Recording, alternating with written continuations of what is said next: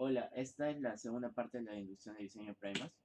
Primero aprendamos qué es la transcripción reversa. La transcripción reversa es un proceso por el cual el RNA, que es una cadena de hebra simple, pasa a ser una cadena de hebra doble, en la cual una cadena sería de RNA y la otra cadena sería de DNA.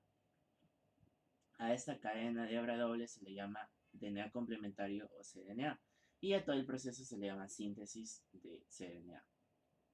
¿Por qué es importante esto? Porque hay muchas aplicaciones en las cuales se usa el cDNA como material de inicio para nosotros amplificar una región de interés. Pero el template en sí no es el RNA, sino que el template es el DNA complementario que se genera a partir de esto. Ahora veamos cómo es que se pueden diseñar primers que amplifican solamente mRNA. Nosotros sabemos que en el genoma de los eucariotas los genes pueden tener exones y en medio de estos intrones. Las regiones codantes están determinadas por los exones. Y cuando se da el procesamiento del mRNA, el intrón desaparece y los exones quedan juntos. Y así solamente tenemos la secuencia codante.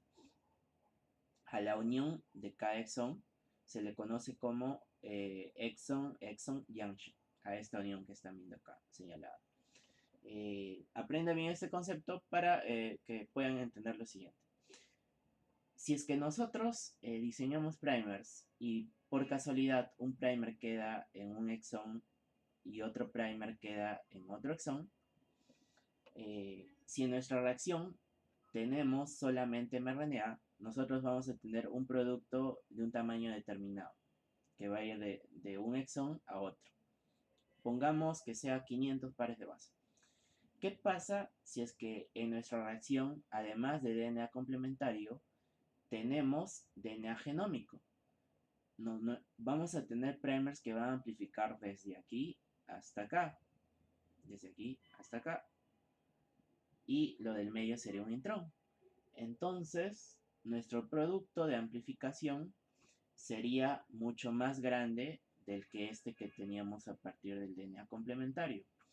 Y eso va a interferir con nuestra reacción, nos va a dar un producto que es indeseado y por lo tanto no lo querríamos en nuestra reacción para ciertas aplicaciones, en realidad no para todas.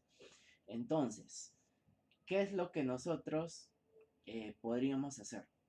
Nosotros podemos diseñar nuestros primers de tal manera de que uno de los primers atraviese uno de estos exon-exon junction. Entonces, si nuestro forward, digamos por ejemplo, tiene una parte que es complementaria a un exón y otra parte que es complementaria a otro exón, entonces este primer solo va a amplificar eh, una región si es que estos exones están juntos. ¿Y dónde van a estar juntos? En el DNA complementario.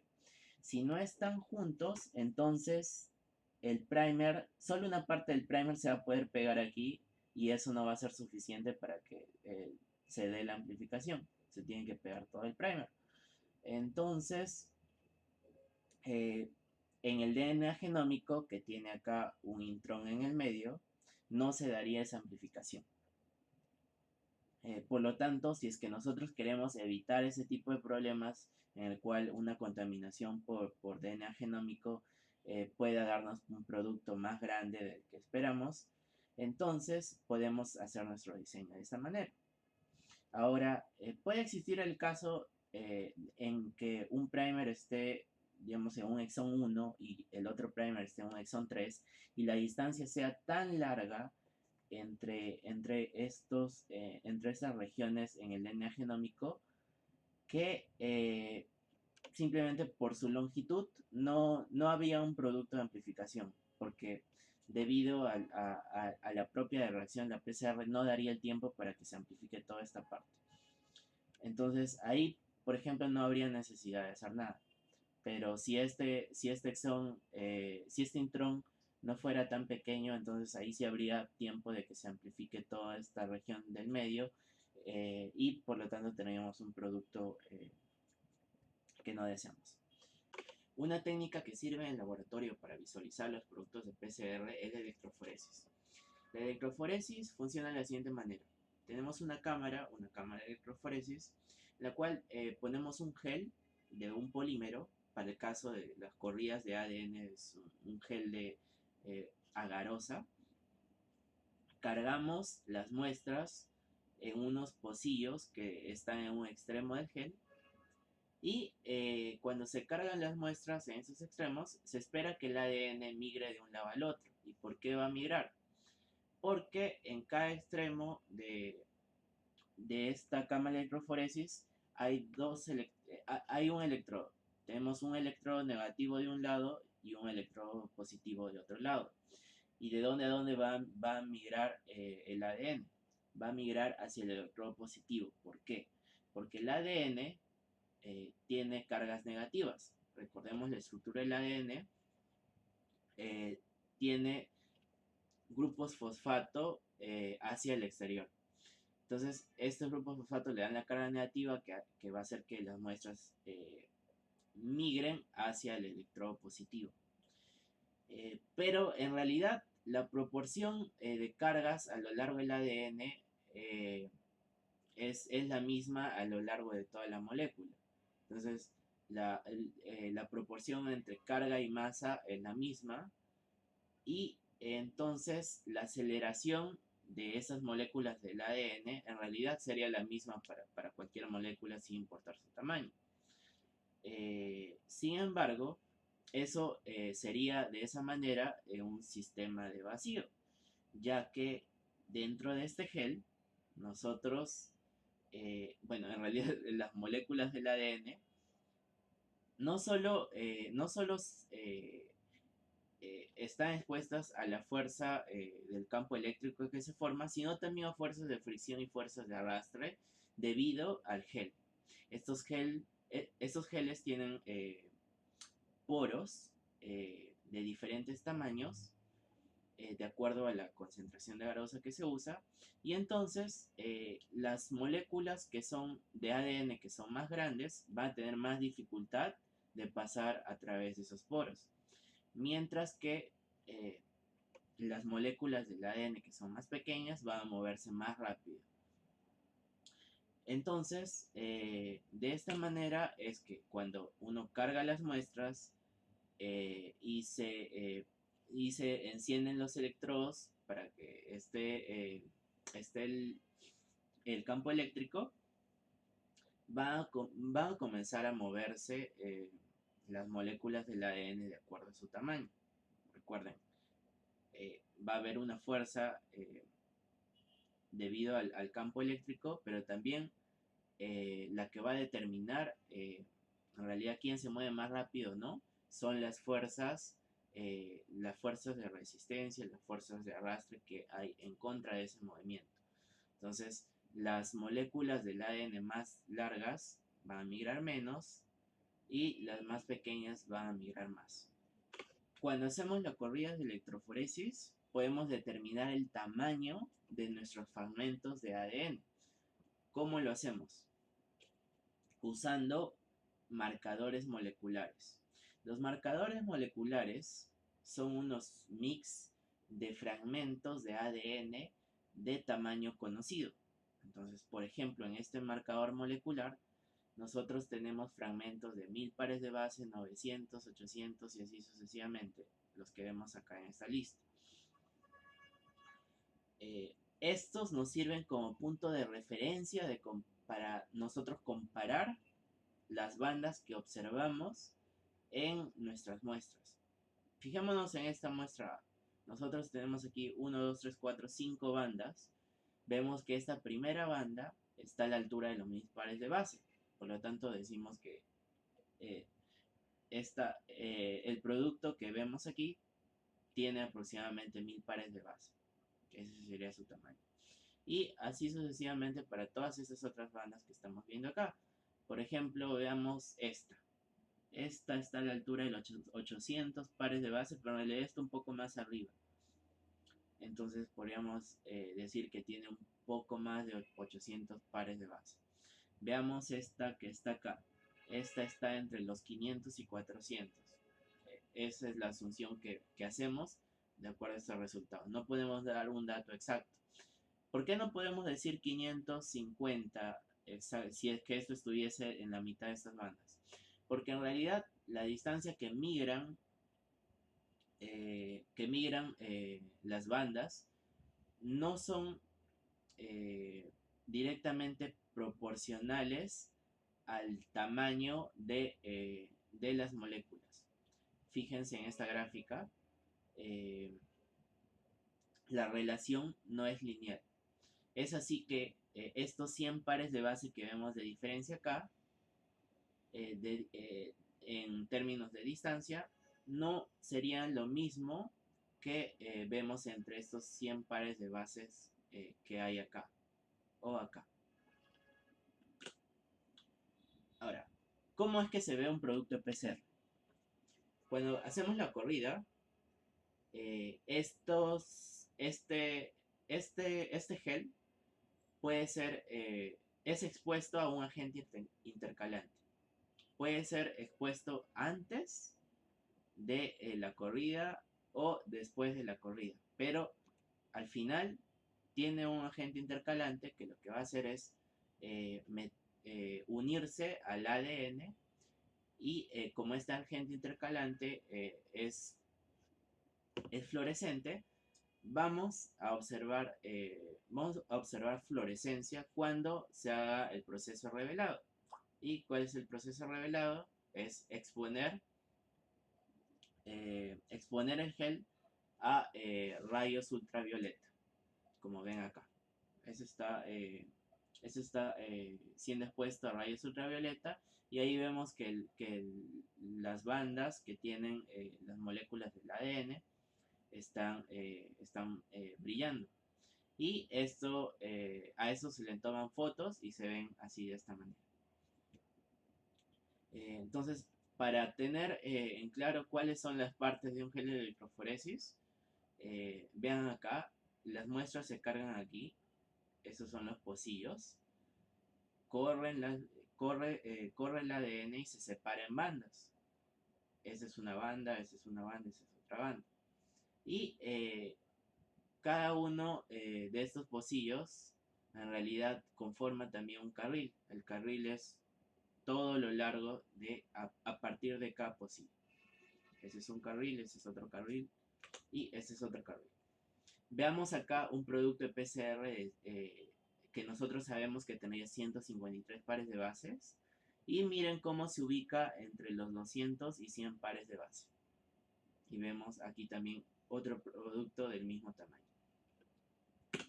Ahora, recuerdan que habíamos hablado que cuando uno diseña mal sus primers, digamos que hayan mucha cantidad de Gs y Cs en el primer, uno puede tener productos inespecíficos. Entonces se forman bandas inespecíficas. Veamos acá. Aquí, en este ejemplo, las bandas específicas que corresponden a nuestro producto esperado serían estas de aquí. Sin embargo, vemos que en este mismo carril, en una corrida PCR, estamos teniendo otros productos. Veamos esta banda, serían productos no específicos. Incluso esta pequeña banda que vemos acá también. Y veamos en este carril. Es otra corrida PCR en la cual el producto esperado debería estar aquí. Y esta es la banda específica. Pero tenemos otro producto que no es específico. Entonces, por eso es que uno debe diseñar bien sus primers. Veamos ahora cómo se ven los dímeros de primers para los cuales hemos hecho análisis. Vemos aquí productos de PCR a los cuales le llamamos amplicones. Y vemos que cuando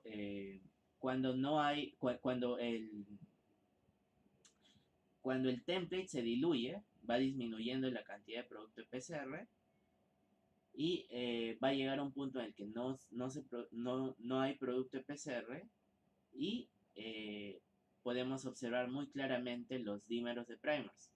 Entonces, a pesar de que nosotros diseñemos bien nuestros primers, si es que no hay un template al cual se unan esos dímeros, en realidad perdón, esos primers, en realidad los primers, como no va a haber algo a lo que se unan con mucha fuerza, se van a unir entre ellos porque, como habíamos visto en los análisis, hay estructuras que se favorecen poco, pero al final del día se favorecen.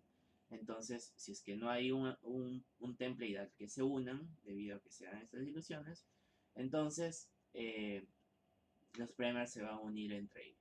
Y vean, este es un control en el cual no se pone template, y vean cómo se forman estos dímeros de primers, que por ser de un tamaño muy pequeño, siempre se van al fondo de la corrida del gen.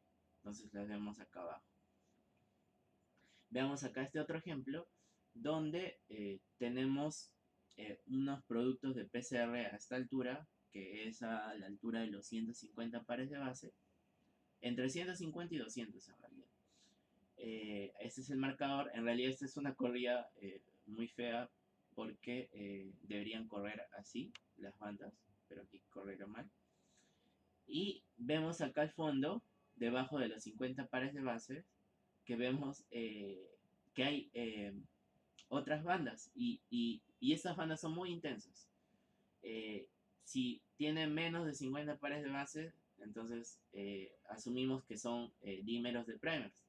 Los primers tienen menos, alrededor de 20 pares de base. Entonces, si se unen dos, sería más o menos 40 pares de base. Y para ciertas aplicaciones, la formación de estos dímeros no se puede dar.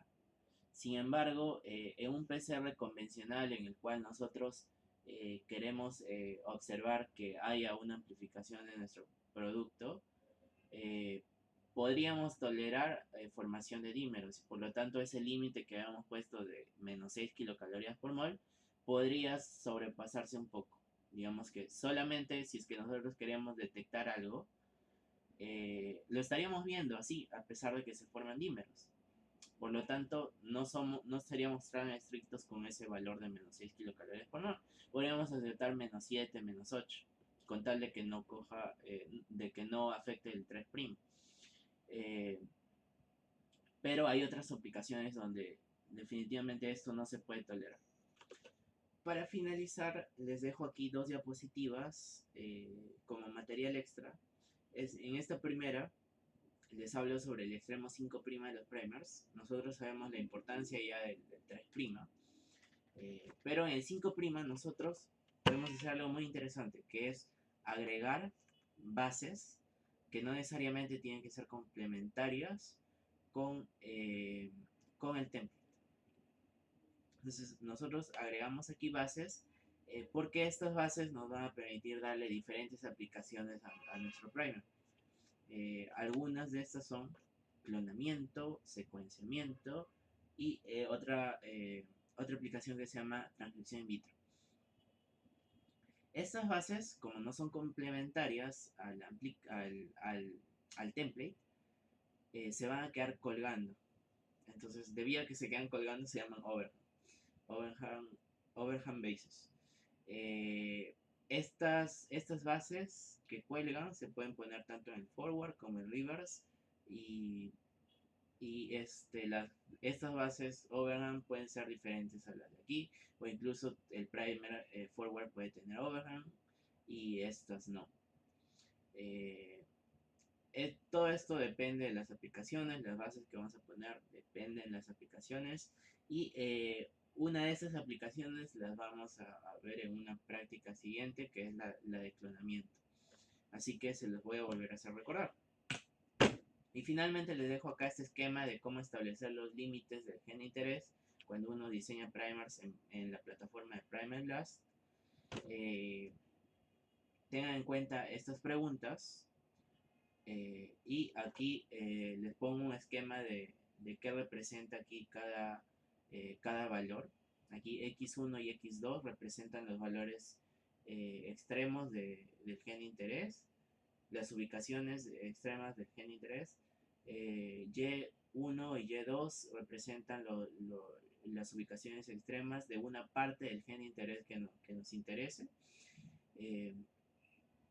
S representa el tamaño del primer e I es un número indeterminado que en realidad debería ser un número pequeño para esta aplicación.